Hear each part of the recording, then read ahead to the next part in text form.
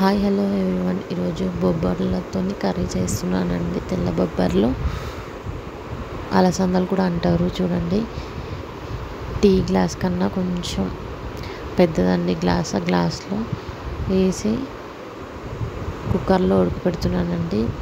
Actually night రోటీకి చేసుకోవాలంటే మార్నింగే నానబెట్టుకుంటే 1 whistle పెట్టుకుంటే చాలండి.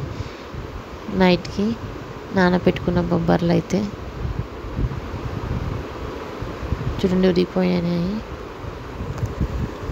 ఉడికిపోయినాక 2 టమాటాలు, ఉల్లిగడ్డలు, టమాటా పేస్ట్ చేసేసుకోవాలండి.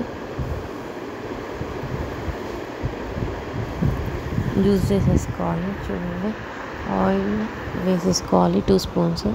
దానిలోకి 1 స్పూన్ జీలకర్ర, కొత్తిమీర, కరివేపాకు, తర్వాత ఉల్లిగడ్డ, ఒక్క పచ్చిమిర్చి అండి. కొంచెం బాగా వేపాలండి. ఇది బొబ్బర్లు తినడం వల్ల చాలా హెల్త్కి చాలా మంచిదండి. చూడండి, పసుపు కూడా వేసాను. తర్వాత అల్లం వెల్లుల్లి పేస్ట్, కొంచెం బాగా మగ్గినాక దాంట్లోకి 1 స్పూన్ కారం, సాల్ట్ 1/2 స్పూన్ వేసేసుకొని కలిపేసేయాలి. కలిపినాక ఇందాక గ్రైండ్ చేసుకున్న పేస్ట్ టమాటోస్ ఉంది కదండి, ఇది కారం ఉప్పు మంచిగా వేగినాక అందులోకి వేసేయాలండి. టమాటో చేసాం కదా జ్యూస్, అది పోసేసేయాలి. అదంతా మంచిగా ఉడికినాక ఆయిల్ అంతా పైకి వచ్చేస్తుందండి. పైకి వచ్చినాకనే మనం ఉడకపెట్టాం కదండి, ఆ ఉడకపెట్టిన దాంట్లో 2 బిర్యానీ ఆకులు, 2 లవంగాలు, దాల్చిన చెక్క వేసి ఉడకపెట్టాలి. ఉడకపెట్టిన తర్వాత అది తెచ్చి దీంట్లో వేసేయడమే అండి.